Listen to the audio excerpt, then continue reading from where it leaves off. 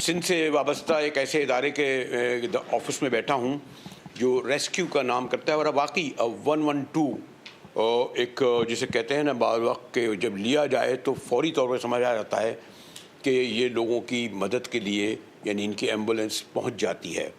वरना सिंध हुकूमत के हवाले से किसी नाम को पॉजिटिवली रजिस्टर्ड कराना ख़ुद एक बहुत बड़ा काम है। उस तफसील में नहीं जाऊंगा, उसके बहुत सारे असबाब हैं। हम जैसे थर्ड वर्ल्ड कंट्रीज़ में जो सूबे काम करते हैं, जो सरकार करती है, लेकिन जिस तरह SIUT हुआ, LRBT हुआ, इंडस हुआ, इन्होंने अपने मनवाया अब ग्रेजुअली ये इदारा इस्टेब्लिश हो रहा है। और उसका सबब ये है कि आज मैं बैठा हूँ अपने ब्रिगेडियर तारिक साहब के साथ। बहुत शुक्रिया मुजाहिद भाई, सबसे पहले तो आपके आने का और आपकी टीम के हमारे पास आने का। आपसे मिलकर हमेशा खुशी होती है, और आपके क्योंकि जितना जहादीदा आप हैं और जितनी चीज़ें आप देखते हैं तो उससे हमें भी सीखने को बहुत मिलता है। WHO कहता है कि हर 50,000 अफराद के पीछे एक एम्बुलेंस होनी चाहिए। इस वक्त हम 600 एम्बुलेंसेस के साथ तकरीबन कोई 2.5 लाख 2.25 लाख के पीछे हमारी एम्बुलेंस है। लेकिन जब गवर्नमेंट ऑफ सिंध की और बाकी जो हॉस्पिटल के अंदर एम्बुलेंसेस हैं तो तकरीबन 1.5 लाख 1.25 लाख लोगों के पीछे एक एम्बुलेंस चल रही है, और वो बहुत बेहतर है। ये जो 50,000 वाला जो स्कोर है, ये न्यूयॉर्क में, LA में, लंदन में तो है, लेकिन दुनिया में बाकी जगहों पे ये 1 लाख 1.25 लाख पे चल रहा है, और हम भी तकरीबन 1.5 लाख तक चल रहे हैं। ये तो ये एक बहुत अच्छा स्कोर है, और ये बढ़ रहा है, और गवर्नमेंट इस वक्त हमें सपोर्ट कर रही है। और मैं आपको बताऊं कि पिछले 2 साल में जो चीज़ भी हमने गवर्नमेंट से रिक्वेस्ट की, मैं आपको पॉलिटिकल लीडरशिप की कमिटमेंट की बात बता रहा हूँ कि मैं वो प्रोपेगेंडा की बात नहीं कर रहा। चेयरमैन बिलावल हों, मुराद शाह साहब हों, Asif Shah as a chief secretary हों, डॉक्टर अज़रा। अब डॉक्टर अज़रा का हमें इतनी बड़ी सपोर्ट है कि अगर कोई काम हमारा ख़राब हो रहा हो और कोई मसला हो रहा हो तो वो कहते हैं कि मेरा वो तो उनका नाम की वजह से भी हमें सपोर्ट मिल जाती है। ये उसके बाद एयर एम्बुलेंस का, उसके ऊपर बातचीत हो रही है। एयर एम्बुलेंस इंशाल्लाह हम कह रहे हैं कि जी कुछ इदारे ऐसे हैं जो हमारे साथ मिल के एयर एम्बुलेंस चलाना चाहते हैं। हम कम ख़र्चे के साथ और बेहतर सर्विस शुरू करने के बारे में बातचीत हो रही है। तो एयर एम्बुलेंस है।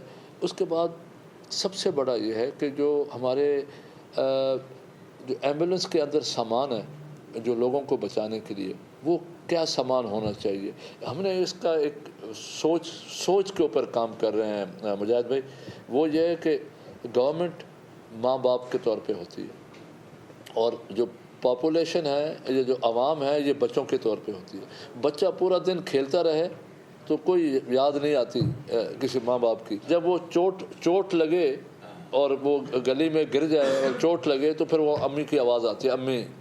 और अम्मी अगर सुन ले तो आधा दर्द ख़त्म हो जाता है, और अम्मी आ जाए और आपको गले लगा ले तो 70%। और अम्मी उठा के आपको अपनी गोद में सुला दे, चाहे आप इस उम्र में हों या छोटी उम्र में हों, तो आपके सारे दुख दर्द ख़त्म हो जाते हैं।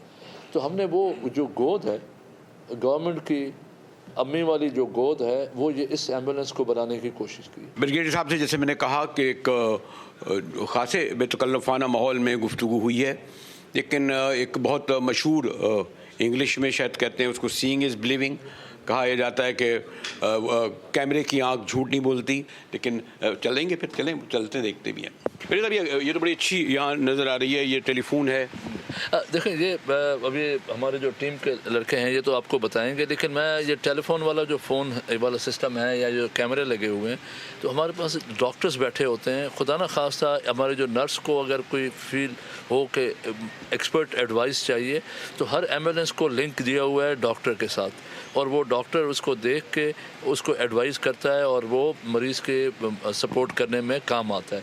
लेकिन ये मोस्टली जो सारी चीज़ें हैं ये हमारे जो टीम है ये ख़ुद संभाल सकती है। लेकिन जो असल जो हमारा हीरो है, जो फाइटर है, सोल्जर है, वो ये जो नर्स है जो कि मरीज़ को संभालता है और इस पूरे इक्विपमेंट को इस्तेमाल करता है अच्छे नताइज के लिए। फ़ोन आया اور آپ کو پتہ ہے زندگی تو خیر ویسے اللہ کے ہاتھ میں ہوتی ہے، ہمارا بلیو ہے، لیکن کتنے منٹ لگتے ہیں جب آپ کو کہا جاتا ہے کہ آپ اس وقت جو ہے ملیر گوٹ پہنچ جاؤ، اور پھر آپ کیا فوری طور پہ کرتے ہیں؟ 10 to 12 منٹس میکسیمم ہمارا رسپانس ٹائم ہوتا ہے.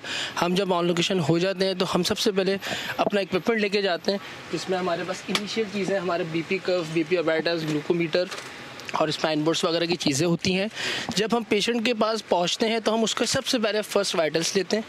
فرسٹ وائٹلس لینے کے بعد ہمیں پتہ چل جاتا ہے اس کی کنڈیشن کے حوالے سے کہ اس کی باڈی میں کیا چیز ٹرینڈ کر رہی ہے اور ہمیں کیا چیز کو فالو اپ کر کے ٹریٹمنٹ کرنا ہے. دین ہم اس کو پک اپ کر کے ایمبولینس میں لے کر آتے ہیں اور اس کی سیکنڈری اسسمنٹ اسٹارٹ کرتے ہیں. اس میں ہمارے پاس وارن انجیکشن پین کلرز ہوتے ہیں، نیلاکسون ہوتا ہے، رائسک ہوتا ہے.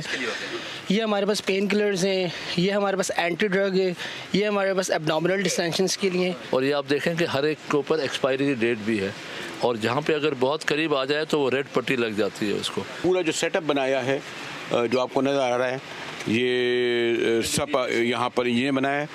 اور میں نے جیسے کہا کہ ہم تو اگر گفتگو کرنے میں چاہیں تو بہت ہو سکتی ہے، لیکن اب کوشش کروں گا کہ ان کے ساتھ تھوڑا سا فیلڈ میں بھی جاؤں.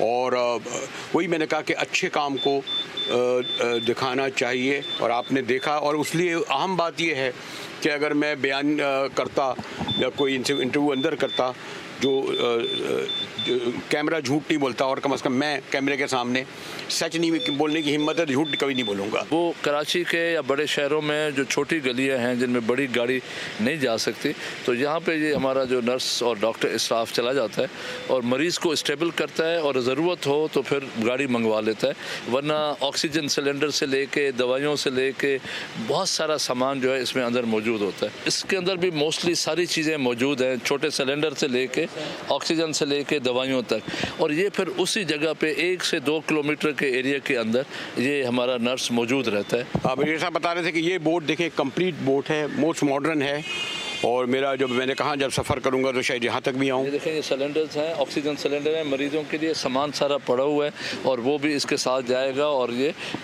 فلڈ ایریاز میں جو گاؤں ہیں ان کے پاس میڈیکل سپورٹ ہے. ٹھیک.